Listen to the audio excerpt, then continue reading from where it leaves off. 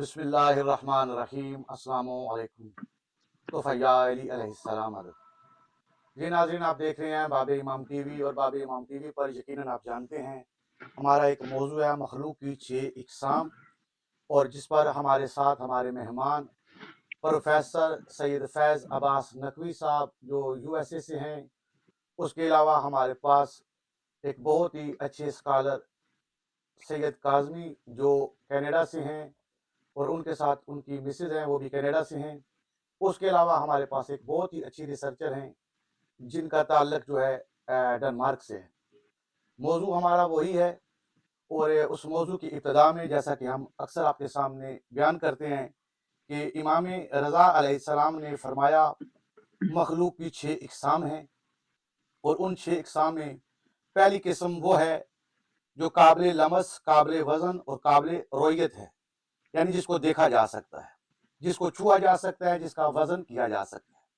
और दूसरी किस्म वो है जिसमें ऊपर वाली तीनों चीज़ें ना उसमें उसको छुआ जा सकता है, ना उसको देखा जा सकता है, ना उसका वज़न किया जा सकता है।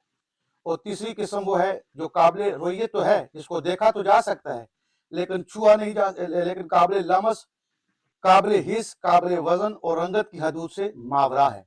इसमें ना इसको मस किया जा सकता है, ना इसको हिस्स में लाया जा सकता है, ना इसको वज़न में लाया जा सकता है, और ना इसके जो रंग हैं उनको जो है वो हदूद जो है उसकी वो भी मावरा है। चौथी किस्म का ताल्लुक तकदीर से है, इसमें सूरतें और तूल और अर्ज़ शामिल है। पांचवी किस्म इन एराज की है जो करार पजीर हैं और हवास से जिनका इदराक मुमकिन है। छठी किस्म वो है वो एराज जो करार पजीर ही नहीं। ये थी वो हदीस जिसके ज़ैल में हमारे साथ हमारे मेहमान जो साइंस की रोशनी में इन अहादीस का मुताला करने के बाद जो अहादीस आइम्मा अहले बैत अलैहिस्सलाम का जो इल्म है, जो आज से 1400 साल पहले बयान हुआ, जिस तक आज तक साइंस भी नहीं पहुंच सकी, और हमारे साथ जो हमारे मेहमान हैं वो इस पर रोशनी डालेंगे कि क्या साइंस के नुक्ते नज़र से क्या आज के इस दौर में, मौजूदा दौर में, क्या साइंस इस मुकाम तक पहुंच सकी है या नहीं। तो सबसे पहले चलते हैं अपने मेहमानों की तरफ। डॉक्टर साहब अस्सलाम वालेकुम। वालेकुम अस्सलाम व रहमतुल्लाह। सबको या अली मदद। मौला अली अलैहिस्सलाम मदद। डॉक्टर साहब कैसे हैं? शुक्र है मौला का, शुक्र है कर। सबसे पहले तो आपका एहसान मानूं कि आपने अपना कीमती वक्त हमको दिया, और उसके साथ हमारे पास शुक्रिया। मेहमान है हमारे काज़मी सैयद जो डेनमार्क से हैं। अस्सलाम वालेकुम काज़मी सैयद। अस्सलाम वालेकुम सर, या अली मदद सर जी। वालेकुम अस्सलाम वालेकुम मदद। कैसे हैं काज़मी सैयद? ठीक ठाक सर, शुक्र करम करीम मालिक है। यकीनन आपको मालूम है कि हमारा प्रोग्राम जो है इस वक्त बहुत से लोग जो है देख रहे हैं, और मैं चाहूँगा कि सबसे पहले जो है अपने मेहमान डॉक्टर सैयद फैज़ अब्बास साहब की तरफ चलूँ, और ये जो हदीस हमने बयान की है इस पर कुछ रोशनी डालें। बिस्मिल्लाह। शुक्रिया एक बार फिर, और नाजरीन को भी अस्सलाम वालेकुम और तोहफा या अली मदद। और जैसा कि आप जानते हैं कि हमारी ये गुफ्तगू जारी है 6 मखलूक़ात के ऊपर, और हमने पिछली जो जितने भी 3 सेशन हुए हमारे, उसके अंदर हमने कोशिश करी कि इन तमाम मखलूक़ात को जो आइम्मा ने हमें बताई, जो इसकी जो कैटेगरी बनाई, उसको हम कोशिश करें कि आज की जो दुनिया है इसके अंदर जो साइंस एंड टेक्नोलॉजी में जो तरक्की हो रही है उसके साथ इसको कोरिलेट करके हम इसको देख सके। और हमने इस हदीस के 6 जो टाइप्स थी मखलूक़ात की, उनको एक एक करके हमने कोशिश करी थी डिस्कस करने की अपनी पहली नशिस्त में, और उसको कोरिलेट करने की कोशिश करी थी कि इस दुनिया में वो कौन कौन सी मिसालें, वो कौन कौन सी एग्जाम्पल्स हैं जो इसके अंदर एक एक के अंदर फिट होती हैं। उसके बाद हमने इस हदीस के बाद वाला जो पैराग्राफ है उसके अंदर जहां मौला ने पूरी डिटेल बताई है कि इसके अलावा आमाल व हरकत हैं जो अशिया को वजूद में लाती है और इन्हें एक हालत से दूसरी हालत में तब्दील करती हैं, और इनमें कमी बेशी होती है। और आमाल व हरकत का एक खास दौरानिया है इसको भी हमने डिटेल में डिस्कस की थी और देखा था कि कोई ऐसी चीज नहीं है, कोई ऐसी साइंस की शाख नहीं है, ब्रांच नहीं है जो इसमें लाई नहीं करती हो, जो इसके अंदर शामिल ना हो एक स्टेटमेंट में, एक पैराग्राफ में, सिर्फ एक बंद में।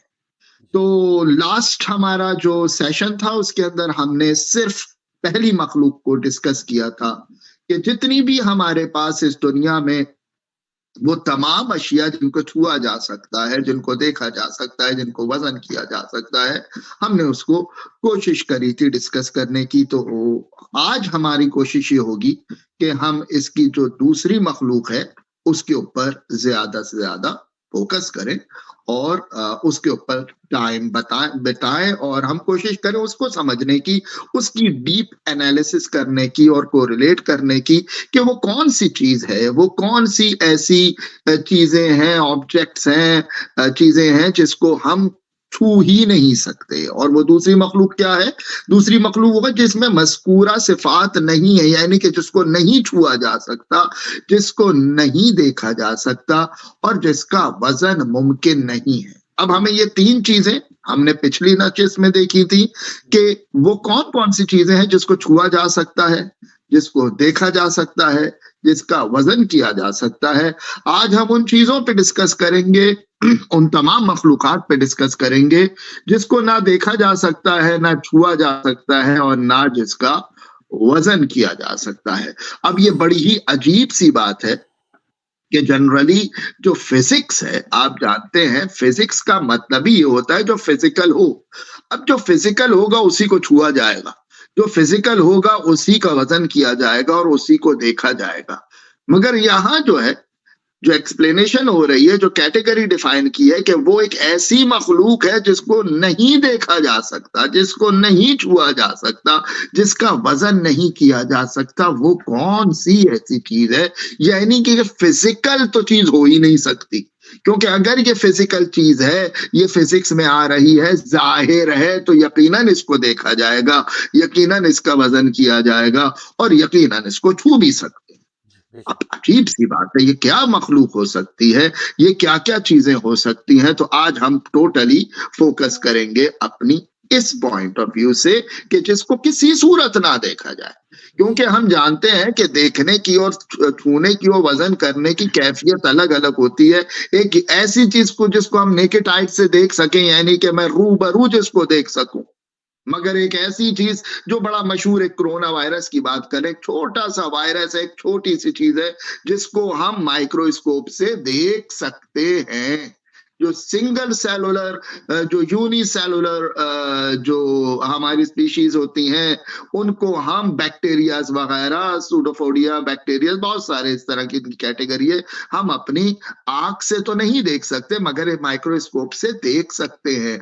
उनका वजन मुमकिन है, बहुत ही हल्का वजन होगा मगर कुछ ना कुछ वजन होगा। जब उनको देखा भी जा सकता है और जब उनको वजन भी किया जा सकता है, तो कहीं ना कहीं उनको छुआ भी जा सकता है। तो यानी कि ये कोई ऐसी मखलूक है कि जो उस कंडीशन में भी नहीं आ रही हो शायद। तो कोशिश करेंगे आज हम इसको डिस्कस करने की। हमारे साथ हमारे साथी काज़मी सैयद मौजूद हैं, उनकी तरफ चलते हैं। क्या कहते हैं आप काज़मी भाई इस मामले में, इस मखलूक के बारे में जिसका मौला कहते हैं कि जिसको देखा ही नहीं जा सकता, जिसको छुआ ही नहीं जा सकता, जिसका वजन ही नहीं किया जा सकता? तो ये कौन सी मखलूक है? आपका क्या ख्याल है? आप क्या इस बारे में कहते हैं? जी डॉक्टर साहब शुक्रिया। सबसे पहले जिस चीज को मैं देख रहा था, आप बयान फरमा रहे थे कि इस हकीकत को पैरेलल लाना ही कितनी बड़ी अजमत की निशानी है कि एक मौला ने जो है इन दो टाइप्स को कि लम्स, वजन और रोयत को जो है वो मुतकाबिल उन चीजों के लाए कि जिनमें ये मज़कूरा औसाफ मौजूद ही नहीं है। इसको पहले दो जुमलों में एक दूसरे के सामने लाना ही बहुत बड़ी चीज है, क्योंकि मैंने इससे पहले कभी कहीं पे ऐसा जुमला इस उस एरा में तो मुझे नजर ही नहीं आता कि किसी ने इसको इस तरह कैरेक्टराइज किया हो कि कुछ चीजें नजर आएंगी, वजन भी रखेंगे और कुछ चीज और जो है वो रोयत भी रखेंगे, वी कैन सी देम, और उसके ऑपोजिट ऐसी चीजें होंगी। ये तस्वर बजाते खुद आना, कि ये ऐसी चीज़ों जो है वो मखलूक का दर्जा रखेंगी, यानी खलकत में शामिल होंगी कि वो ये मज़कूर औसाफ रखेंगी ही नहीं। तो उसके ऊपर कि ये क्यों कर और कैसे किसी एक ज़हन में ये आएगा कहाँ से? सबसे पहले तो ये मौला की हमें इस अज़मत को तस्लीम करना पड़ेगा कि ये नामुमकिनात में से है कि कोई उस दौर में इन चीज़ों को जो है कैटेगराइज़ेशन करे खलकत की। जी। हैविंग सेड दैट, जब हम उन चीज़ों में आते हैं कि जैसे आपने बताया कि मज़कूरा औसाफ नहीं रखेगी, तो आपने बड़े अच्छे से उसे अच्छे से बयान कर दिया कि हमारे सामने जैसे आपने बैक्टीरिया की एग्ज़ाम्पल दे दी कि वो जो है हरकत भी करती है, वो वज़न भी रखती है, लेकिन हम जो है उसको ना छू पाते हैं, ना देख पाते हैं और ना उसको वज़न कर सकते हैं। इसके अंदर अगर आप चले जाएँ, अगर आप ह्यूमन ये ब्लड सेल्स में चले जाएँ, कि वो ऑक्सीजन भी कैरी कर रही है, सॉल्ट को भी कैरी कर रही है, हीमोग्लोबिन को भी कैरी कर रही है और वो तमाम उन जगहों पे ले जा रही है जहाँ पे एक कारखाने कुदरत जो है वो काम कर रहा है। हम अपने अंदर अगर देखते हैं और ना हम इस ब्लड की इस एक्टिविटी को देख सकते, अमाल और हरकत की जो बात होती है कि वो हीमोग्लोबिन भी कैरी कर रहा है, वो सॉल्ट भी कर रहा है, वो मुख्तलिफ केमिकल्स को कशीफ करके उनकी कैटेगराइजेशन करके, और ये तमाम चीजें रोयत से भी जो है वो मुस्तस्ना है, उनको हम वज़न भी नहीं कर पाएँगे और ना ही उनको जो है हम छू सकते हैं। लेकिन हम सब जानते हैं और मानते हैं इस बात को कि वो अमल जो है, वो हरकत जो है वो वक़ूफ़ पज़ीर हो रही हैं। लेकिन एक लेमैन की आँख से जो है हम उनको इन किसी चीज़ को भी नहीं देख सकते। अलावा इसके हम अपने इर्द-गिर्द जब निगाह डालते हैं, बहुत सारी चीज़ों को देखें। ऑक्सीजन एक बहुत ही कॉमन सी एग्जांपल है, काफ़ी आप हम यहाँ पे बात कर चुके हैं इसके ऊपर, उसके मॉलिक्यूल्स और आइसोटोप्स के ऊपर, कि आ रही है हमारे अंदर, जा रही है, एक ज़िंदगी का एहसास है, एक मखलूक है, अंदर जाके पूरी हयात इंसानी को जो है वो उसकी बका उसके ऊपर है। लेकिन एक इंसान की बका जो है, वो इस ऑक्सीजन के ऊपर है, जिसे एक आम चलते-फिरते हम उससे कुछ भी नहीं कर सकते। तो ये बज़ाते खुद एक मौजज़ा है, एक मिरेकल है मालिक का कि उन्होंने इन 2 चीज़ों को आमने-सामने रख के सोच और तदब्बुर के जो है रास्ते खोल दिए, और यही जुमला जो है उनका फिर अल्लाह की वहदानियत को तस्लीम करवाने में बहुत ज़्यादा मावन साबित होता है। शुक्रिया सर। अच्छा, अगर आप दोनों बिल्कुल आपने इजाज़त ठीक दें तो क्या ये, अगर कोई शख़्स ये कहे कि ये जो आपने किस्म बताई है, दूसरी किस्म जिसको ना छुआ जा सकता है, ना जिसको वज़न किया जा सकता है, ना जिसको देखा जा सकता है। क्या अगर कोई शख़्स ये कहा। कहे कि इस्लामी नुक्ते नज़र से कि ये रूह है, तो इसके बारे में क्या कहेगा? मैं बाबे इमाम भाई, मैं इसी तरफ आ रहा था क्योंकि काज़मी भाई ने जो अभी बात करी जी, बिस्मिल्लाह। कि जैसे उन्होंने ऑक्सीजन की बात करी और जिस जिस तरह इन्होंने हीमोग्लोबिन की बात करी, जो जो ब्लड के अंदर होता है, जो हमारे जिस्म के अंदर है, कुछ भी है ऑक्सीजन को वैसे तो हम अपनी नेकेड आइज़ से, आम आँखों से एज़ अ लेमैन नहीं देख सकते, मगर इसका वज़न मुमकिन है।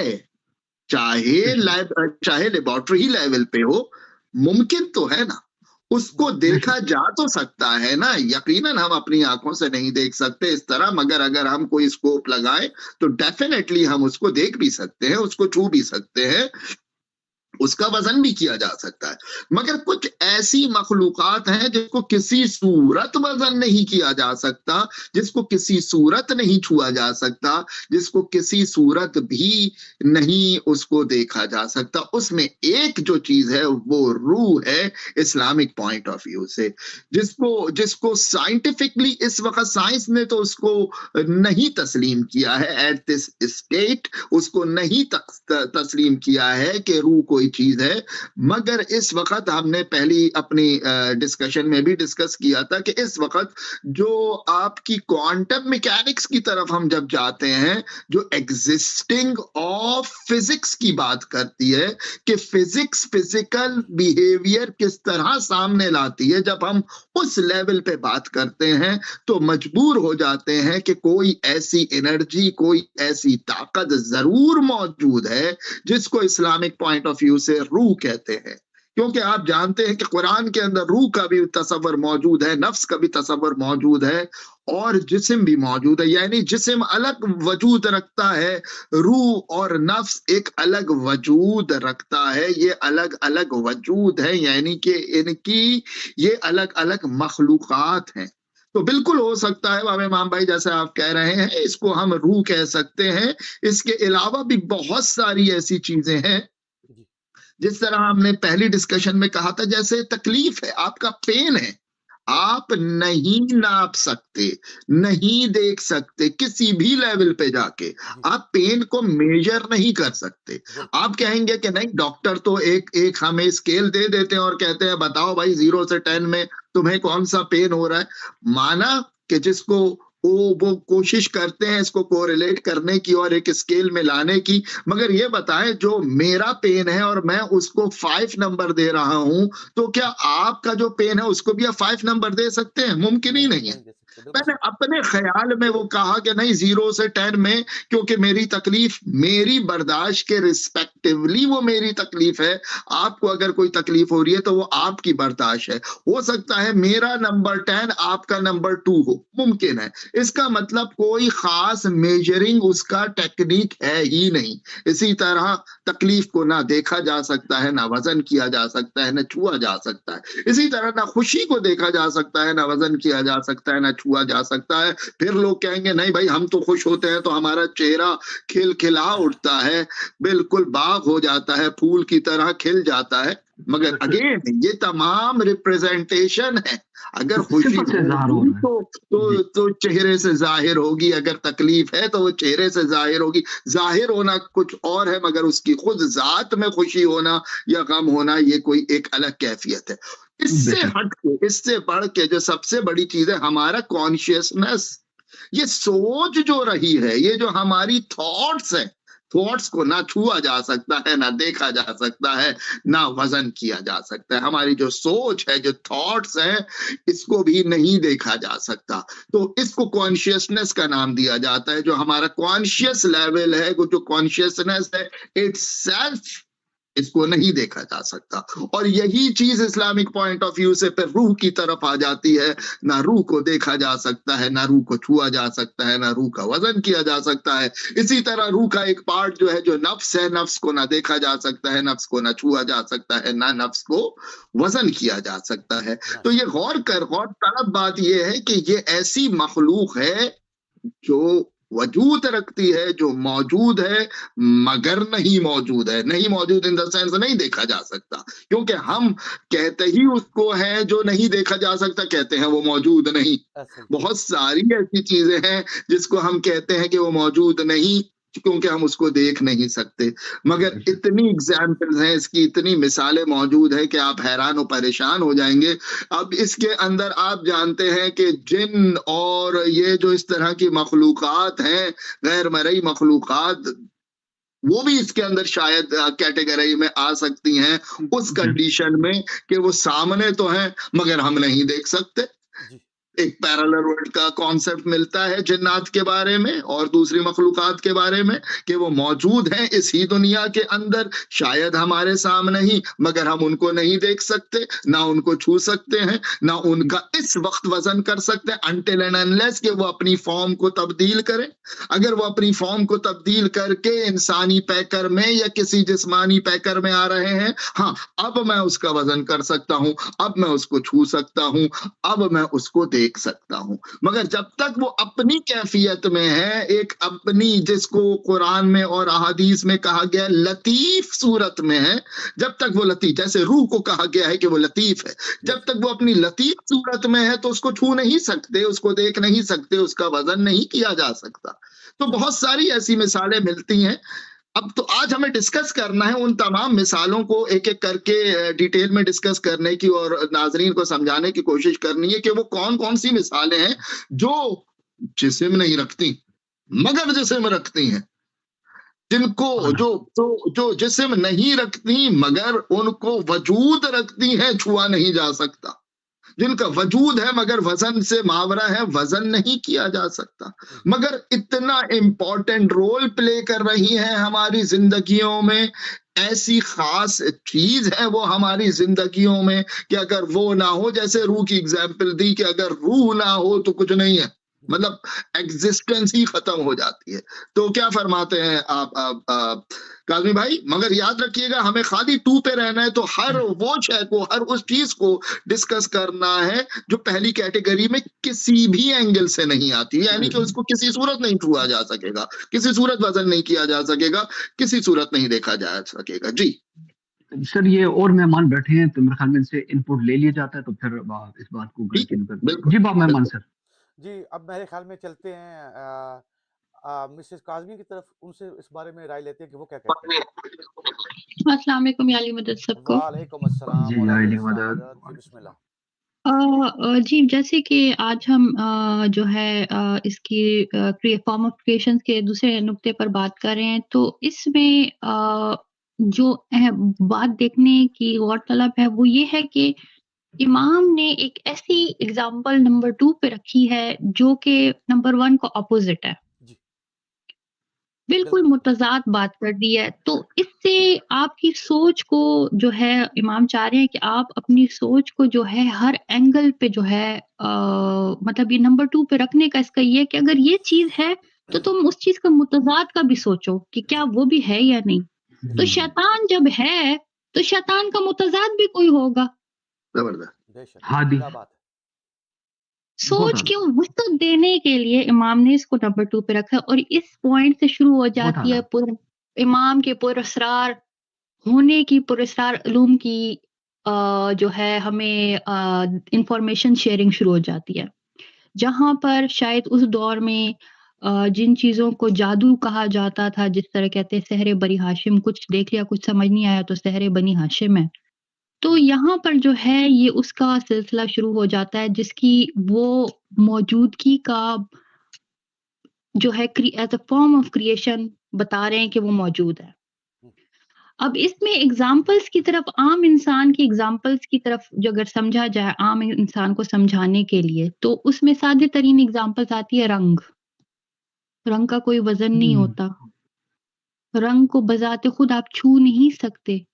वो कॉम्बिनेशन ऑफ वेरियस वो होती है क्या कहते हैं पिक्सेल्स होती है, लाइट एग्जैक्टली लाइट होती है और उसका वजन नहीं होता। मगर आसान तरीन रंग को देखा जा सकता है। रंग को देखा जा सकता है। रंग रंग कहलाता ही तब है वेरी गुड जब उसको देखा वेरी जाए। गुड जी बिल्कुल फॉर्म ऑफ एग्जैक्टली उसको देखा जा सकता है। अच्छा फिर हाँ। दूसरी चीज हम इसमें कर लेते हैं थोड़ी सी इमोशंस को आप देख नहीं सकते जैसे कि आप जिक्र कर रहे थे डॉक्टर साहब। जी। इमोशंस को जो है आप बिल्कुल देख नहीं सकते। ये इमोशंस जो हैं इंसान के सिर्फ और सिर्फ ना इनका वजन होता है, ना इनकी रंगत होती है, ना इनको देखा जा सकता है, इनको सिर्फ महसूस किया जा सकता है।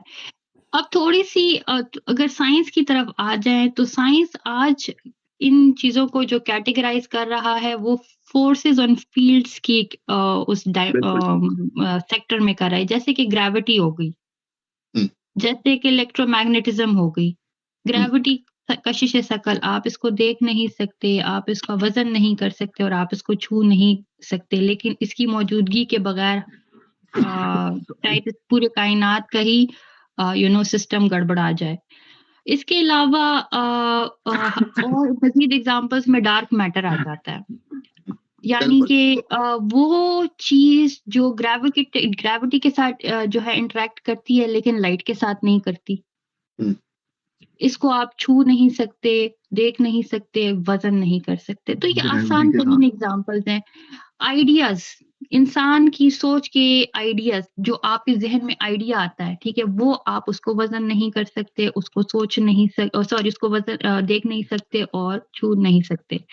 इसके अलावा आखिरी इंटेंशंस नियत करना या किसी चीज़ के बारे में किसी चीज़ की इंटेंशन करना, ये सारी चीज़ें जो है इंटेंजिबल होती हैं यानी कि टच से मावरा होती हैं और ये बिल्कुल मुतज़ाद है पहले का। तो एक लाइन जस्ट सिंगल लाइनर में ना मतलब आप मतलब ये नामुमकिनात है कि सिंगल लाइन में आप इतनी चीज़ें बयान कर दें। दुनिया के असरार डिफाइन कर दें। क्या इसमें आवाज़ भी आ सकती है? आवाज़ मेरे ख्याल में आवाज आ सकती है क्योंकि आवाज को ना छुआ जा सकता है, ना देखा जा सकता है, ना वजन किया जा सकता है। मुमकिन है कि आवाज इसमें आए। एक छोटी सी बात है, मैं आवाज को इसमें इसलिए नहीं ला रहा हूँ, सिर्फ एक रीजन है क्योंकि जब ये वजन की बात होती है, वजन का मतलब खाली क्या वेट है या मेजरेबल की बात हो रही है? अगर मेजरेबल की बात हो रही है तो आवाज नहीं आएगी। मगर फिर वही वाली बात होगी कि मेजरेबल के अंदर भी तो फिर 2 कैटेगरीज आएंगी, क्योंकि इस तरह तो फिर कोई चीज रहेगी ही नहीं, कहीं ना कहीं किसी ना किसी तरह तो हम मेजर करते हैं। मगर फिर मैं उसी अपनी बात को फिर नेगेट करते हुए फिर ये भी कहूंगा कि मेजरिंग में 2 तरह की मेजरमेंट होती है। एक होती है एब्सोल्यूट मेजरमेंट, यानी कि जो लेंथ है, जो लंबाई है, वो एब्सोल्यूट मेजरमेंट है, यानी कि वो अमेरिका में भी 1 फुट 1 ही फुट रहेगा, पाकिस्तान में भी 1 फुट 1 ही फुट रहेगा, चांद पे भी जाकर 1 फुट 1 ही फुट रहेगा, मरीख पे भी जाके 1 फुट। ये होती है एब्सोल्यूट मेजरमेंट। और एक होती है रिलेटिव मेजरमेंट, यानी कि जो ग्रेविटी है इसको आप मेजर तो कर सकते हैं, मगर ये रिलेटिव मेजरमेंट है, हर जगह की ग्रेविटी अलग अलग होगी। हमारे एक नीचे जो है नाज़रीन जो देख रहे हैं उनमें से एक शख्स का अली शाजिब जो है उन्होंने मैसेज किया है, वो कह रहे हैं कि क्या इसमें वक्त भी आता है? वक्त, हाँ वही वाली, बिल्कुल, बहुत अच्छा पॉइंट उठाया। मैं वही कह रहा हूँ कि इसके अंदर वही जो मेजरमेंट की बात होती है, वक्त को हम मेजर कर सकते हैं, मगर जिस तरह ग्रेविटी एब्सोल्यूट मेजरमेंट नहीं है, इसी तरह वक्त भी एब्सोल्यूट मेजरमेंट नहीं है। तो अगर इसको एब्सोल्यूट नहीं ले रहे हैं डेफिनेटली, तो हम मेरे ख्याल में इसको इस कैटेगरी में ला सकते हैं। मगर हर वो चीज जो एब्सोल्यूट मेजरमेंट रखती है, जैसे लेंथ हो गई, जैसे वेट हो गई, वजन हो गया, या मास हो गया, वजन नहीं मास हो गया, और जो लेंथ हो गई, और जो लिक्विड जो लीटर हो गया, ये जितनी चीजें जिसको हम नापते हैं ये हमेशा एब्सोल्यूट रहती हैं, ये तब्दील नहीं होती। मगर वो तमाम चीजें, जैसे आपका टाइम हो गया एग्जैक्टली, क्योंकि इस दुनिया के अंदर, इस सोलर सिस्टम के अंदर हम चल रहे हैं विद रिस्पेक्ट टू दिस सन, मगर अगर हम इस सोलर सिस्टम से बाहर निकल जाएं तो अब आपका टाइम का सिस्टम ही मतलब बिगड़ जाएगा। अब आप किससे मेजर करेंगे? अब आपके पास कोई एक मेजरिंग जो है जिसको कहते हैं रेफरेंस नहीं बचेगा, आप विदाउट रेफरेंस हो जाएंगे। अब आपको कोई दूसरा रेफरेंस बनाना पड़ेगा, इसका मतलब कोई दूसरा टाइम यकीनन बनाना पड़ेगा। तो इस पॉइंट ऑफ व्यू से टाइम भी आ सकता है, इस पॉइंट ऑफ व्यू से आपकी ग्रेविटी भी आ सकती है, और इस पॉइंट ऑफ व्यू से आपकी साउंड नहीं आ सकती, क्योंकि जो आवाज है ना, अब जो आवाज है, आवाज जो है हमेशा पाकिस्तान में आवाज, अमेरिका में आवाज, इंग्लैंड में आवाज, इसको डेसिबल में मेजर किया जा सकता है। फिर एक और फिर इसके अंदर सवाल आएगा कि वैसे तो मेजर किया जा सकता है, मगर आवाज के लिए जरूरी है कि एक मीडियम का होना, यानी अगर हवा नहीं होगी तो मैं आवाज आप तक पहुंचा ही नहीं सकता हूं, एक खास मीडियम होनी चाहिए। तो इसमें बहुत सारी चीजें खुलती हैं, मगर हम ओवरऑल इसको कह सकते हैं कि शायद बज़ाहिर जो है आवाज का वजन नहीं किया जा सकता, नापा जा सकता है।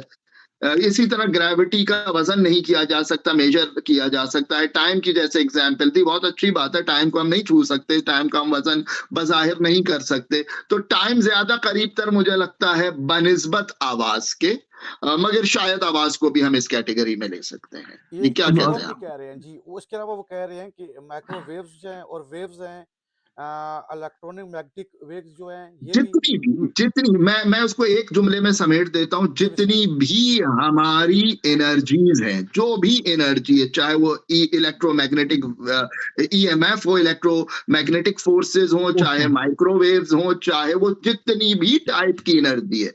एनर्जी लोग समझते हैं कि electricity is energy, no, electricity खाली एनर्जी नहीं होती, एनर्जी बहुत किस्म की होती है, हर किस्म की फोर्स के अंदर कोई ना कोई एनर्जी मौजूद है।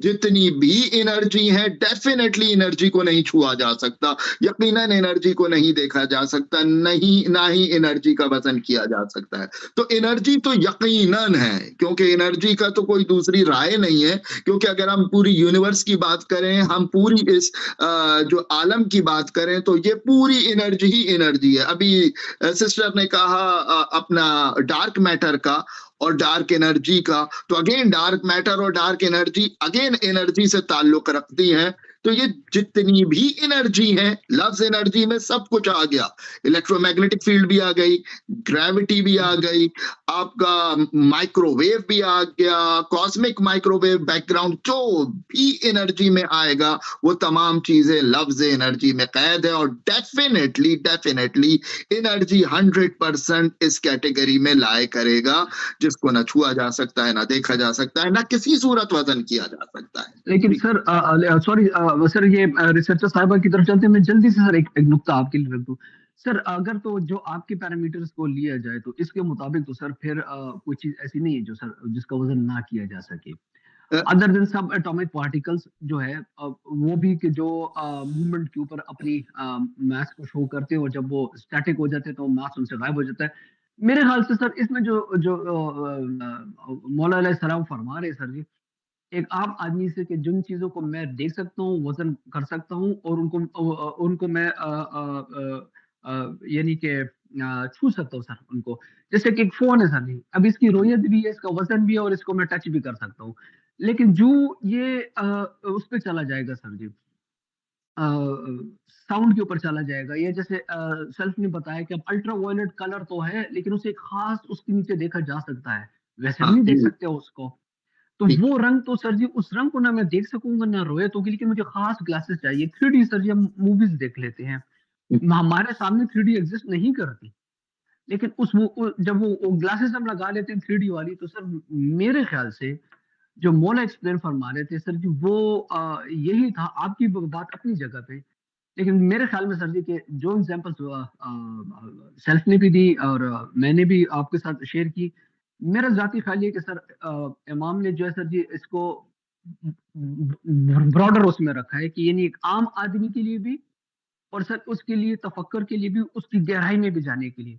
लेकिन लेमन के हिसाब से जब हम देखेंगे सर जी, नेकेड आई का जब हम देखेंगे तो बहुत सारी चीजें हमारे सामने जिनको हम न देख सकते हैं, ना वजन कर सकते हैं और ना ही छू सकते हैं। बिल्कुल ठीक, बिल्कुल ठीक, मगर मुझे इस पे एक इख्तलाफ है आपकी बात से। उसका रीजन ये है क्योंकि एक कैटेगरी हमें बनानी है, क्योंकि अदरवाइज तो बहुत सारी ऐसी चीजें जिसको हम नहीं देख सकते, मगर हम उसको डिटेल में जाके किसी गैजेट के थ्रू उसको देख भी सकते हैं, उसको छू भी सकते हैं, उसका वजन भी कर सकते हैं, तो फिर वो तो पहली कैटेगरी में लाना पड़ेगा उसको, क्योंकि हमें यहाँ कैटेगरी बनानी है वो चीजों जैसे किसी सूरत नहीं छुआ जा सके, जैसे एनर्जी है, आप एनर्जी को, रूह को, आप इमोशन को किसी सूरत नहीं छू सकते, कुछ भी हो जाए, किसी सूरत में ही देख सकते, कुछ भी हो जाए, ना वजन किया जा सकता है। बताइए सर जब भी तो मैंने आपको शुरू में अर्ज करती, सर इसके बाद कांडी आप रिसर्चर साहब की तरफ चलते हैं, जब भी मैंने शुरू में अर्ज कर दी कि सर इनको कॉम्बिनेशन में देखना पड़ेगा किसी वक्त, बहुत सारी चीजें ऐसी होंगी। रिसर्चर बात कर लें फिर ऐड करते, रिसर्चर प्लीज आप ऐड करिए।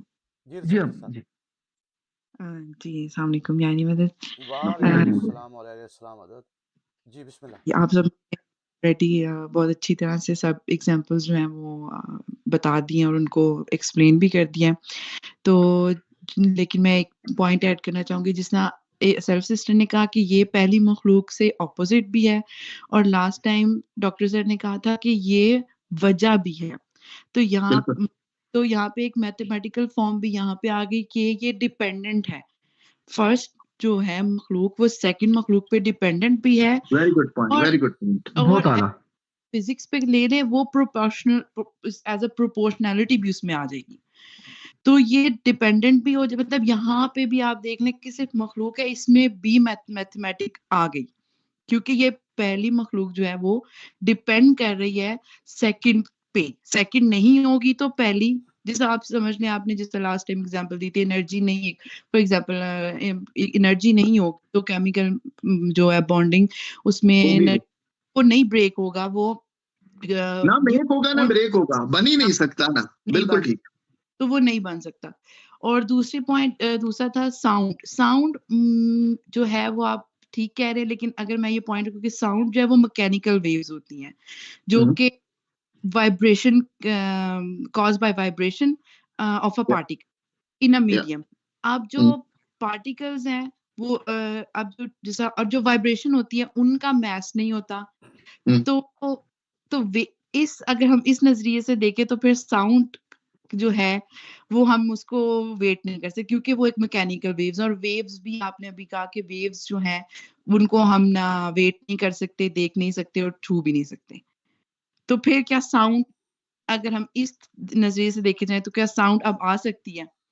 नहीं, मैं सिर्फ यही कह रहा था कि देखिए ये जो वेट की यहाँ बात हो रही है ना कि काबिले वजन नहीं है, अब वजन को खाली क्या हम वेट ले रहे हैं या मेजरेबल कह रहे हैं, ये दो अलग अलग चीजें हैं ना। अगर हम कह रहे हैं कि हाँ मेजरेबल है, तो साउंड को मेजर किया जा सकता है। मैं इस पॉइंट ऑफ व्यू से बात कर रहा था कि sound is a measurable entity, और मेजरिंग के मैंने फिर दो कैटेगरी डिफाइन करी थी, एक एब्सोल्यूट मेजरमेंट और एक रिलेटिव मेजरमेंट। तो साउंड जो है वो किसी हद तक एब्सोल्यूट मेजरमेंट ही रखती है, इस सेंस में मैंने कहा था कि नहीं। अगर हम खाली वेट की बात करें, वजन की बात करें, तो यकीनन साउंड का वजन होता ही नहीं है। तो वो तो बात ही, वो तो बिल्कुल फुलफिल करती है 100%। जी बिल्कुल ठीक हो गया। अच्छा, मैं थोड़े से यहाँ पे हमारे बड़े इंटरेस्टिंग कमेंट्स आ रहे हैं, तो डॉक्टर साहब मेरे ख्याल में इनका भी जवाब देना चाहिए। एक सवाल है, क्या सारी एनर्जी सिर्फ इस दुनिया में है और किसी और प्लैनेट या किसी और प्लैनेट में भी है? तो डॉक्टर साहब वन बाय वन मैं आपसे सवाल करती हूँ, आप इनकी जवाब दें। जी, मेरे ख्याल में एनर्जी की पहले बात करने जहां अगर हम बिग बैंग की बात करो, बहुत सारे लोग कहते हैं कि big bang Islamic point of view से नहीं है। बिल्कुल गलत। इस्लामिक पॉइंट ऑफ व्यू से अहादीस के अंदर डिटेल के अंदर बिग बैंग थ्योरी को एक्सप्लेन किया है हमारे आइम्मा ने। रसूल अल्लाह की भी अहादीस मौजूद है बिग बैंग से, जो को रिलेट करती हैं, जो उसको एक तरह से मैं कहता हूँ सेकंड करती हैं, स्टैंप लगाती हैं कि हाँ ऐसा कुछ हुआ था। अब उसका नाम कुछ और हो सकता है, उसकी कैफियत कुछ और हो सकती है, मगर near to that big bang की एक्सिस्टेंस मौजूद है। और जैसे ही ये बिग बैंग हुआ, तो बिग बैंग की इब्तिदा एनर्जी से है, बिग बैंग की इंतहा एनर्जी से है, बिग बैंग का पूरा जो सिस्टम है एनर्जी है। यानी कि ये पूरी यूनिवर्स जो है ये सिर्फ एनर्जी डिपेंडेंट है। हर शय में एनर्जी है। जो शय वजूद रखती है, जिसका जाहिर है उसमें एनर्जी मौजूद है। क्योंकि इस दुनिया की, इस आलम की बात कर रहे हैं, मैं इस दुनिया की नहीं, इस आलम की बात कर रहा हूं। यानी कि इस दुनिया से निकल के मैं सोलर सिस्टम की बात करूं, सोलर सिस्टम से निकल के मैं इस गैलेक्सी की बात करूं, इस गैलेक्सी से निकल के जितनी भी गैलेक्सीज हैं उन तमाम की बात करूं, फिर गैलेक्सी से पीछे आके स्टार्स की बात करूं, स्टार्स से पीछे आके जो है ना फोर्सेस की बात करूं, और फोर्सेस से पीछे आके इन्फ्लेशन की बात करूं, और इन्फ्लेशन से बिल्कुल जहां से बिग बैंग की इब्तिदा हुई थी, single dance, hot single dance unipoint की अगर बात करूं, तो वो भी सिवाय एनर्जी के कुछ भी नहीं है। तो कोई ऐसी जगह नहीं, एनर्जी को कहते हैं ताकत, कोई ऐसी जगह नहीं है जहां ताकत मौजूद ना हो। हर वो चीज जो नजर आ रही है, अगर मैं नजर आ रहा हूं तो मेरे अंग अंग में, जिसको कहते हैं एनर्जी भरी हुई है, हर जगह एनर्जी मौजूद है, तवानाई मौजूद है। एक और बड़ा इंटरेस्टिंग है भाई, काफी कमेंट्स लिख ले हैं। अली शाहजेब इनका नाम है, कह रहे हैं 1927 a scientist did experiment and souls weight before and after that. 21 ग्राम 20 ग्राम। हाँ, तो उसका वजन में लॉस आया था। लेकिन इसके ऊपर अगर आप इसका थोड़ा क्रिटिकल, काजमी साहब अगर इसके ऊपर मैं क्रिटिकल बता देती हूँ कि इसका क्रिटिकल वो आ चुका था कि बिकॉज एक तो साइंटिस्ट ने जो इस एक्सपेरिमेंट को ज्यादा वैल्यू नहीं दी थी, बिकॉज ये साइंस जो है कोई भी एक एक्सपेरिमेंट के ऊपर जो है वो नहीं करती, कुछ भी बिलीव नहीं करती। They have to do it several times in order to make it a law, like part of science. और दूसरी बात ये कि 1927 में जो गैजेट इस्तेमाल किए गए थे उसको वजन करने के लिए, तो उनकी रिलायबिलिटी पे भी बहुत सारा सवालिया निशान थे। तो इसका ये इसके अलावा एक और जो है सवाल आया है हमारे पास कि मैं एक और छोटा सा जवाब देता हूँ कि होता ही है, जब इंसान मरता है तो उसके अंदर से एनर्जी रिलीज होती है। अब ये रूह नहीं है, जहन में रखिएगा, ये रूह नहीं है।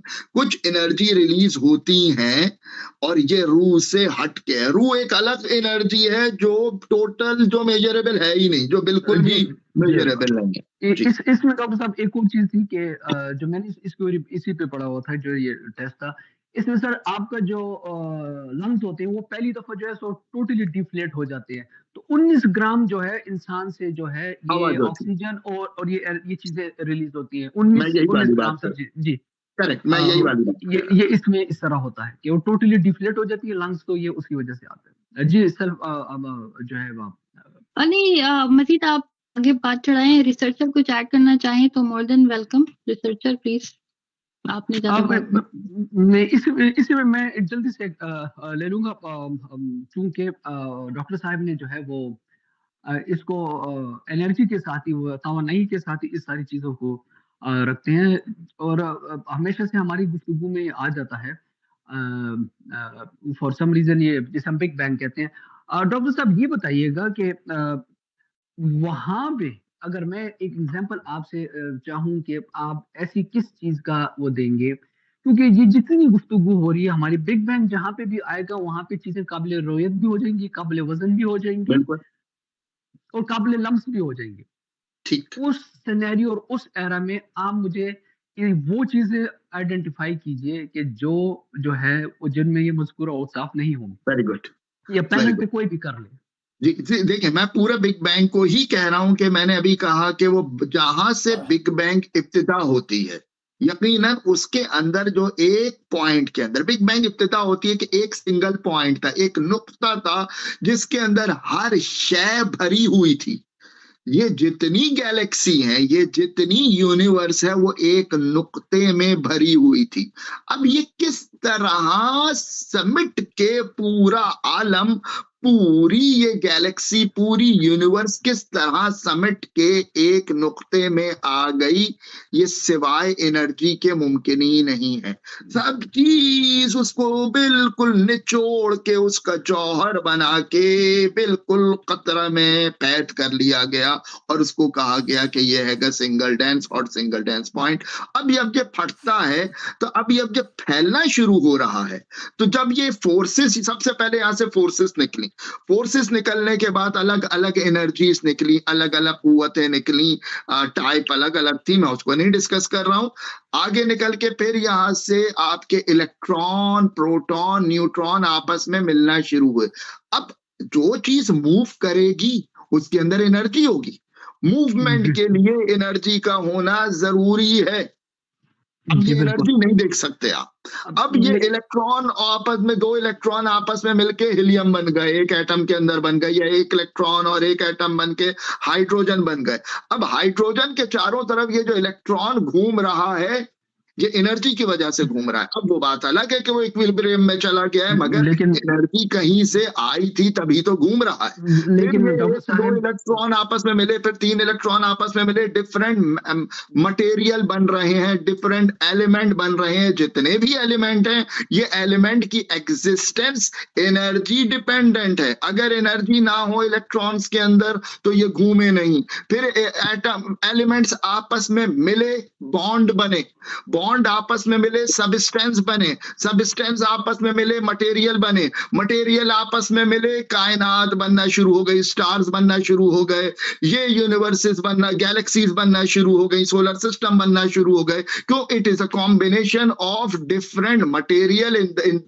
इस तरह ये मटेरियल आपस में मिले कि ये बड़े होते गए, बड़े होते गए। तो हर मटेरियल के अंदर एनर्जी शामिल है। तो फिर मैं वही कह रहा था कि पूरी जो यूनिवर्स है ये फुल ऑफ एनर्जी है। इसमें को इवन लोग ख्याल करते हैं 2015 से पहले ये थ्योरी सही थी कि हमारी जो स्पेस है ये एम्प्टी है, ये स्पेस जो है ये जो है वैक्यूम है। जबकि अभी साइंस ने साबित कर दिया है कि ये वैक्यूम नहीं, it is filled with black matter and dark energy, black dark energy and dark matter, so it is not empty। और ये dark energy और dark matter भी energy है, इसके अंदर भी कुव्वत और इसमें भी ताकत मौजूद है। मेरा बाबे मान सर से एक सवाल है। बाबे मान सर आपसे कंप्लीटली जो है इस पर इख्तिलाफ हो रहा है। जी बाबे मान सर, इमाम कॉल है कि एक इंसान के अंदर ही सारा जहान है। जी मौला जहान के सारे फॉर्म्स ऑफ क्रिएशन भी इंसान के अंदर होंगी। बेशक, आला, बहुत बेहतरीन। देखिए जहां तक बहुत बेहतरीन हदीस का ताल्लुक है तो इमाम अली अलैहिस्सलाम का ये फरमान है कि ए इंसान तू एक आलम अकबर, तेरे अंदर एक आलम अकबर है। तो आलम अकबर जब इमाम मासूम कह रही हैं तो यकीनन ये छोटी सी चीज तो होगी नहीं, ये आलम अकबर है। छह चीजें मौजूद हैं सर जी इसमें। हाँ जी, ये छह की छह चीजें मौजूद हैं सर। ये छह के आलम भी नहीं, आलम अकबर मौजूद है। आलम भी नहीं, आलम अकबर है। बहुत खूबसूरत। डॉक्टर साहब मैं क्वेश्चन रखना चाह रहा हूँ अभी आप सर। आपने जितनी चीजें बताई टोटली एग्रीड, पहली बात तो ये, लेकिन बिग लेकिन इसके सर इसमें वो मज़कूरा औसाफ सब के सब शामिल थे। आपने मुझे अभी तक वो इसमें एग्जांपल नहीं दी कि इसमें वो मज़कूरा एनर्जी भी जो है सर जी, उसको भी आप जो है वो भी मेजरेबल है, जो अभी आपने टर्म नहीं, एनर्जी मेजरेबल नहीं है, एनर्जी कैसे सर? मेजरेबल नहीं है, एनर्जी मैंने फिर सर नहीं, मैंने लास्ट यही टाइम कहा की था, आपने एनर्जी एब्सोल्यूट मेजरेबल एनर्जी नहीं है। सर ना हो, लेकिन हाँ, अब ना बिल्कुल सही हो गया सर जी, हाँ। मेजरेबल तो है ना सर जी। देखिए अब फिर मैंने एनर्जी तो कहा ऐसी दुनिया की कोई, ऐसे तो रूह भी मेजरेबल है, ऐसे तो हर चीज मेजरेबल, मगर एब्सोल्यूट रूह मेजर, कैसे एब्सोल्यूट रूह कैसे मेजर का होना मेजरेबल है जरूरी है। हाँ, सर? रूह कैसे मेजरेबल है सर? मेरे अंदर एक रूह मौजूद है या मेरे अंदर 5 रूहें मौजूद है, ये मेजरिंग नहीं मेजरेबल सर, नहीं, अभी डॉक्टर मेजरेबल तो साहब ने एक नहीं है मिसाल ना। दी थी ना, मैं 1 मिनट काज़मी से डॉक्टर साहब ने अभी एक मिसाल दी थी कि अगर आप बीमार होते हैं तो डॉक्टर के पास जाते हैं।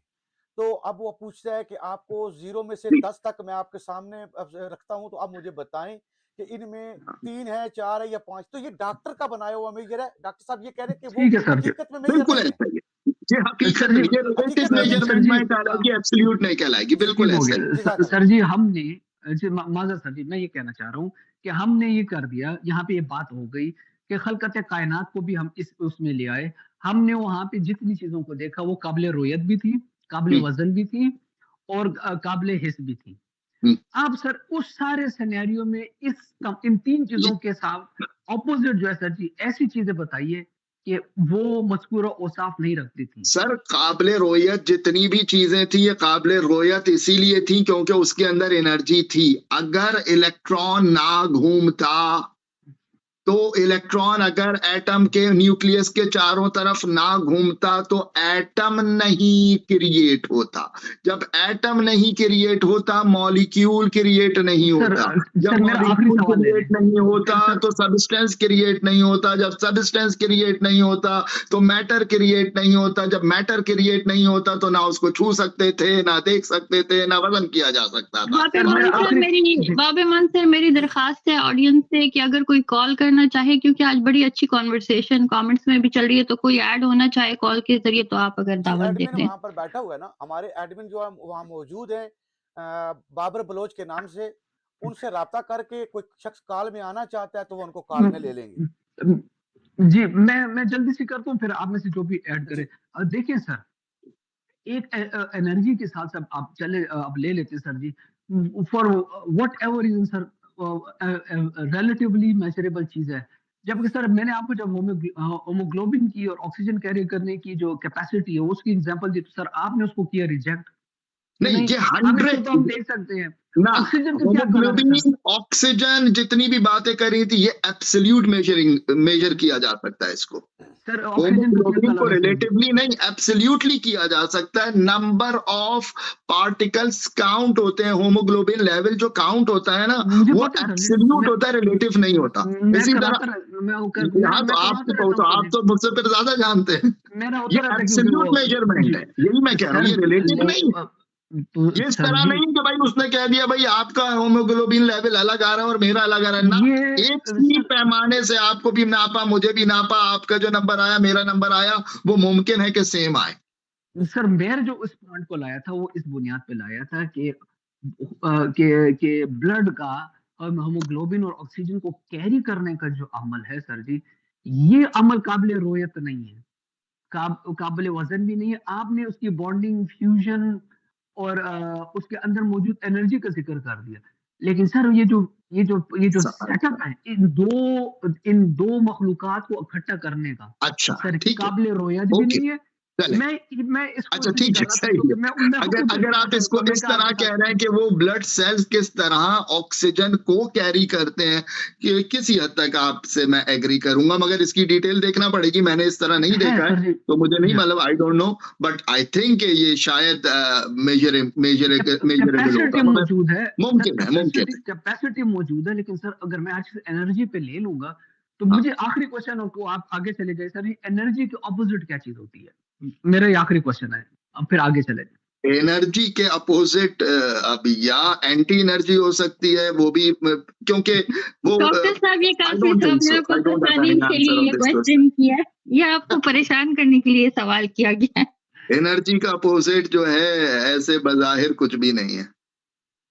एनर्जी का जी अपोजिट आप लोग बात एनर्जी करें। Basically I can say that answer, this is the right answer. अच्छा, जी अभी अच्छा जी, हमारे एक पास और क्वेश्चन आया हुआ। जी, जी, बाबा मान बोलिए। 50 मिनट हो चुके हैं, आगे चलाना है तो बिस्मिल्लाह, मैं आपके साथ हूँ। जी, अगर कोई कॉलर जॉइन करते हैं तो देख लें, वरना फिर आप क्योंकि ये अगर नहीं तो टॉपिक सर जी इतना, फिर अभी तो हमने शुरुआत ही नहीं करी है मेरे हाँ, ख्याल सही में। है, हाँ सही है। हाँ सर जी, बिल्कुल। अभी तो हम हम इसके इसमें ऊपर तो हम रुक चल गए रहे हैं क्योंकि सर जी। इसके अंदर अभी तो मेरे ख्याल में बाबे इमाम भाई और काजमी सैयद और सिस्टर, हम इसको ले जा सकते हैं जिन्नात के ऊपर भी, बिल्कुल, क्योंकि जी, वो और बिल्कुल, इंटरेस्टिंग बिल्कुल, टॉपिक है, वो और इंटरेस्टिंग है। बिल्कुल। आप जिन्नात को अगर वो अपनी हकीकी कैफियत में है, जिसको कहते हैं लतीफ सूरत में है, आप छू नहीं सकते जिनको, आप देख नहीं, मगर मौजूद है। बिल्कुल ऐसा आप ही ना है। उसको छू सकते हैं, ना देख सकते हैं, ना वजन कर सकते हैं। भाई अच्छा, ये जिन्नात एक का मैंने माना, एक मुझे जुमला कंप्लीट करनी थी, मैंने माना कि आज साइंस उसको जो है ना वो नहीं मानती है, फिजिक्स नहीं मान सॉरी फिजिक्स नहीं मानती है, साइंस मानती है, क्योंकि क्वांटम मैकेनिक्स के अंदर जिन्नात का वजूद एग्जिस्ट करता है, क्योंकि जो उसके दो पार्टिकल हैं जो एक स्टेट भी दोनों at a time two state रखते हैं, यानी कि वो जाहिर भी हैं और बातिन भी है, छुपे हुए भी और नजर भी आ रहे हैं। तो यही जिन्नात की सूरत हाल होती है, जो मौजूद भी है मगर नहीं नजर आ रहा है। तो जो जिन्नात हैं, मैं फिर पॉइंट ऑफ व्यू से बात कर रहा हूं, साइंस के पॉइंट ऑफ व्यू से, क्वांटम मैकेनिक्स के पॉइंट ऑफ व्यू से, जिन्नात की एग्जिस्टेंस जो हम जनरली ये लोग काउंट करते हैं, मेजर करते हैं इलेक्ट्रोमैग्नेटिक फोर्स की मौजूदगी से, क्योंकि जब भी जिन्नात सामने आते हैं कहते हैं इलेक्ट्रोमैग्नेटिक फोर्स जो है उस एरिया की बढ़ जाती है। तो जिन्नात का वजूद मौजूद है, और जिन्नात को कुरान के अंदर मौजूद है, हदीस के अंदर मौजूद है, और किसी हद तक साइंस भी अब इसको देखती है, देख रही है। जिन्नात हो गए, जिन्नात से बढ़ के कॉन्शियसनेस, ये क्या वजूद है, ये क्या भला है। बहुत सारे इस वक्त साइंटिस्ट मौजूद हैं जो कॉन्शियसनेस के ऊपर फोकस किए हैं और कॉन्शियसनेस को एक बाकायदा मेन कैटेगरी में लाते हैं और कहते हैं कि यही हकीकत है, ये जिस्म कोई हकीकत नहीं रखता, इससे बढ़ के कॉन्शियसनेस है। लास्ट टाइम भी डिस्कस किया था, अमेरिका के अंदर एक प्रोफेसर है टॉम कैम्बेल, जिसने 20 साल नासा में काम किया है, 20 साल अमेरिका के डिफेंस सेक्टर में काम किया है, कोई छोटा मोटा साइंटिस्ट नहीं है।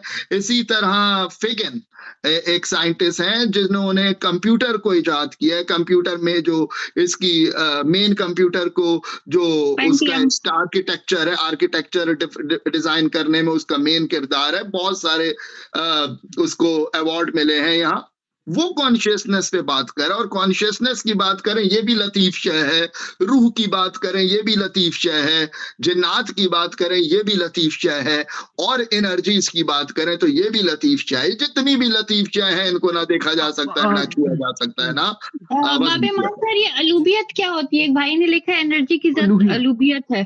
अलूवियत, अलूबियत, बे ये ते अलूहियत मुझे नहीं मालूम, मुझे नहीं।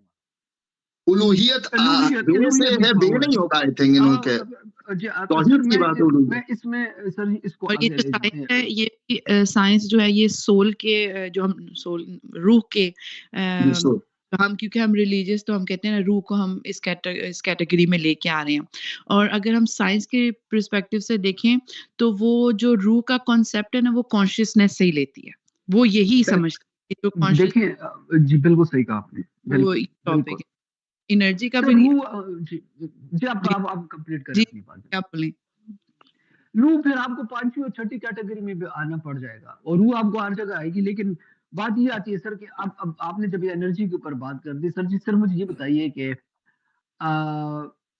एनर्जी स्टैटिक होती है या हर वक्त उसमें मूवमेंट होती है सर जी? अगर आप मुख्तसर करें तो मैं अगले तो सर तो फिर ये बताइए कि एनर्जी से पहले जो सब कुछ स्टेट है सर जी, कि आपने कहा एनर्जी कहीं से आ गई, तो वो सारी स्टेट्स स्टैटिक थी या उसमें मुतरिक थी या सर जी साबित थी?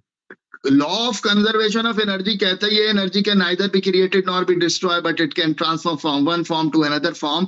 एनर्जी को कभी वजूद में लाया ही नहीं जा सकता, तो वो कहीं से नहीं आ गई, कहीं थी, और वो कहीं से उस थी से हमने थोड़ी सी यूज करी। बात यहाँ खत्म हो जाती है, मुक जाती है कि एनर्जी तो थी, अब एनर्जी को इस्तेमाल किया, अब उसको इस्तेमाल किया तो वो एक स्टेट से, एक शक्ल से दूसरी शक्ल में तब्दील हुई, दूसरी शक्ल से तीसरी शक्ल में तब्दील हुई। कुछ एनर्जी लॉस हुई, कुछ एनर्जी उसने लूज करी, कुछ एनर्जी गेन करी, मगर एनर्जी एनर्जी रही। तो सर फिर तो एनर्जी जो हुई सर जी, मतलब ये है कि इसका मुतजाद नहीं है सर, इसका ऑपोजिट कोई चीज नहीं है। इसका अपोजिट कोई चीज नहीं है, क्योंकि अपोजिट तब होगा जब वो उसका फना हो। ये कमेंट में कहा जा रहा है कि जब एनर्जी ना थी तो हर चीज साकित थी। यानी हम बात कर रहा था, यानी मैं हम भी ये यही कह बात कर सकते रहा हैं था कि ये जो एनर्जी है ना, ये कदीम है और इससे जो भी ज़ाहिर हो रहा है वो हादिस है। बहुत खूबसूरत जुमला, बहुत बिल्कुल। ये हदीस का जो जुमला है इस तरह का, बेशक ये सही है। जैसे ही हादिस हुआ यानी कि खिलकत हुई तो इसका मतलब एनर्जी थी। उससे पहले साकित था। अब क्योंकि लफ्ज साकित जो है ना, ये भी वजूद रखता है, ये भी नहीं था सर असल में ऐसा साकित जो साकित भी वजूद ना रखे, ये ऐसा साकित था। तो समझने के लिए आप कह सकते हैं साकित है, मगर क्योंकि साकित भी वजूद रखता है, ये वजूद भी नहीं था। सर अगर तो नो मैटर की स्टेट जो उसकी आप बात कर रहे हैं इसमें, अगर तो नो मैटर लिया जाए कि फ्लैश है का दौर है सर जी, उसमें ना नो मैटर के अंदर एनर्जी हो सकती है, क्योंकि एनर्जी मैटर नहीं है। यही तो अभी कह रहे हैं। अच्छा ये भाई मैटर की बात अलग अलग है। देखिए काज़मी से अभी जो बात हम कर रहे थे ना, एक मिनट सिस्टर, अभी जो हम बात कर रहे थे, हमने देखा कि पहले एनर्जी है और ये एनर्जी से आगे जो एनर्जी कन्वर्ट हो रही है और शक्लें तब्दील कर रही है।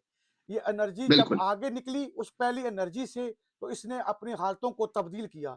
तो इनका हालतें तब्दील करना इस बात पर दलील बन गया कि ये वो एनर्जी नहीं, ये हादस हो गई है। ये कदीम से खारिज होने वाली, वो जो कदीम है ना, वो हालतें नहीं बदलती। लेकिन सर ये बात भी तो साबित नहीं है ना कि एनर्जी क्रिएट भी नहीं होती और खत्म भी नहीं होती। सर ये कहाँ से साबित होगा? और उस दौर में जिस वक्त की हम बात कर रहे हैं 13.5 बिलियन साल पहले, कि मैं कहाँ से लूं कि एनर्जी खुद ब खुद आ गई थी? How come sir? काज़मी साहब बेसिकली ये स्टेटमेंट जो है ना, ये हमारे ये तौहीद है। जी बिस्मिल्लाह सिस्टर, माजरत, बिस्मिल्लाह। बेसिकली ये स्टेटमेंट ना कि एनर्जी कहाँ से आती है, ये बेसिकली साइंस की लिमिटेशन बता रही है, रियलिटी बयान नहीं कर रही। ये एक साइंस की लिमिटेड और अब फिर अगर बात ये हो रही है कि एनर्जी खुद कहाँ से आ गई, यकीनन अब जब आप इस स्टेज, इस नहज तक पहुंच जाएंगे ना कि एनर्जी हमेशा से हमेशा, अब ये जो हमेशा से है हमेशा रहेगी, इसका खालिक कौन है? वो है तौहीद। तो सर बेशक सर वो है तौहीद। यानी कि हम जब एनर्जी को नहीं समझ पा रहे हैं तो तौहीद को कहाँ से समझेंगे? हमारी इंतहा साइंस की extreme understanding is nothing but energy which can neither be created nor be destroyed, but after that, beyond that क्या है? वही तो तौहीद, वही तो तौहीद है। बहुत जबरदस्त, बहुत आला सर जी, क्या बात है, बहुत आला सर। ये भाई ने बताया अलूबियत मिसले आला, जो मोहताज नहीं किसी शय की, मिसले आला को ना देखा जा सकता है, ना महसूस किया जा सकता है, ना नापा जा सकता है। हम तो मानते हैं ना इस बात को, लेकिन अब सर एक क्वेश्चन, बाबा सर एक क्वेश्चन सर, ये जो पहली दो कैटेगरीज थी, क्या आपके ख्याल में कि जब मेरी जान के मालिक ने सर जब ये दिया कि लम्स, रोयत और ये, और दूसरे को उसको मज़कूरा औसाफ से जो है इन्होंने इसको बाहर रखा कि दूसरी जो उसमें मज़कूरा, तो सर उनमें तो एनर्जी भी सर जी निकल गई है। सर जी आप क्यों एनर्जी को दूसरे औसाफ के साथ सर मैं तो एनर्जी से उसको बाहर ले जा रहा हूँ सर जी। कैसे ले जा रहे हैं? नहीं जा सकते सर मैं उसे प्री बिग बैंग एरा ले रहा हूँ सर, इस दूसरी कैटेगरी। नहीं, प्री बिग बैंग एरा भी है और पोस्ट बिग बैंग एरा भी है, दोनों जगह एनर्जी मौजूद है। लेकिन पोस्ट बिग बैंग एरा में तो आपके जो सो कॉल्ड नाम ने बिग बैंग है, उसमें सर जी टच और ये सारी चीजें आ गई, रोयत की चीजें बिल्कुल आ गई, मगर वो जो रोयत हो रही है वो रोयत की वजह मैं आपको यही समझा रहा हूँ, आप मेरी बात को नहीं समझ रहे हैं। सर मैं समझ गया, मैं अगला क्वेश्चन रख रहा हूँ। मटेरियल कैसे बन रहा है? मटेरियल वजूद में कैसे आ रहा है? सर दूसरी मज़कूरा जो दूसरे पॉइंट है उसमें मज़कूरा और साफ ही नहीं, ये तो सर जी टाइम स्टार्ट होने के बाद की सारी बातें, वो जो कहता होता है नॉन टाइम स्टार्ट होने के बाद की बात। जी नॉन टाइम स्टार्ट होने के, सर ये तो उससे पहले की कैटेगरी की चीज है कि अभी एनर्जी तो खलकत में नहीं है सर जी। नहीं है तो सर मैं तो एनर्जी को बाहर रख रहा हूँ इससे सर, ये दूसरे पॉइंट में आप एनर्जी को साथ लेके चल रहे हैं सर जी। क्योंकि एनर्जी को ना छुआ जा सकता है, ना देखा जा सकता है, ना वजन किया जा सकता है, सीधी सी बात है। सर ये भी नहीं पता है भी क्या नहीं सर, मतलब तवानाई एक चीज है। अरे अगर तवानाई ना हो तो आप बोल नहीं सकते, मैं बोल नहीं सकता, आप हाथ नहीं हिला सकते। ये तो साबित शुदा चीज है कि आपका हाथ हिलाना, आपका जबान को खोलना, आपका सोचना, आपका देखना, अगर आप में एनर्जी ना हो, आप में ताकत ना हो, आप में कुव्वत ना हो, आप कुछ कर ही नहीं सकते। यानी एक मुर्दा जो पड़ा होता है जिसको हम कहते हैं एनर्जी, उसमें भी एनर्जी होती है। जो मुर्दा पड़ा, मैं अपनी बात को फिर कहता हूं, मुर्दा पड़ा है उसमें भी एनर्जी मौजूद है। Sir pre big bang era में आप एनर्जी कैसे ला रहे? सर प्री बिग बैंग वो बगैर वजूद के है ना, वहां पर वो बगैर वजूद के है। चले नाज़रीन, अब हम यहाँ पर वो बात की चीज है। जी जी सर, जाहिरी वजूद नहीं। खैर मेरे ख्याल में अब इसको हमें समेटना चाहिए, टाइम अच्छा खासा ऊपर हो गया। अब इसको आज समेट के चाहे हम इसी को नेक्स्ट प्रोग्राम को भी यहीं से कंटिन्यू करें, और मेरे ख्याल में नेक्स्ट प्रोग्राम में हम बात करें जिन्नात की और ऐसी मखलूकात की जिसको हम बिल्कुल नहीं देख सकते। मेरे ख्याल में नेक्स्ट प्रोग्राम हम फोकस करें इसी कैटेगरी नंबर 2 के अंदर, और हम बात करेंगे रूह की और जिन्नात की, क्योंकि ये तो ऐसे लतीफ खिलकत की। सर पैरानॉर्मल और सुपरनैचुरल को सर भी ले लेंगे। बिल्कुल बिल्कुल एक ही बात हो गई उसको, मतलब सुपरनैचुरल, पैरानॉर्मल, जितनी भी लतीफ चीजें हैं, रूह हो गई, जन्नात हो गई, पैरानॉर्मल एक्टिविटीज, हम मेरे ख्याल में इसको भी डिस्कस करेंगे आने वाली सेकंड जो हमारी यहाँ डिस्कशन होगी। और हमारी यही है कोशिश कि हम मेरे ख्याल में बाबा इमाम साहब आप कोशिश कीजिए कि लोग जो हैं हमारे इसको ज्वाइन करें और कॉल का भी सिलसिला शुरू करें, तो दैट विल बी ग्रेट, क्योंकि बहुत सारे इसमें शामिल होना चाहते हैं।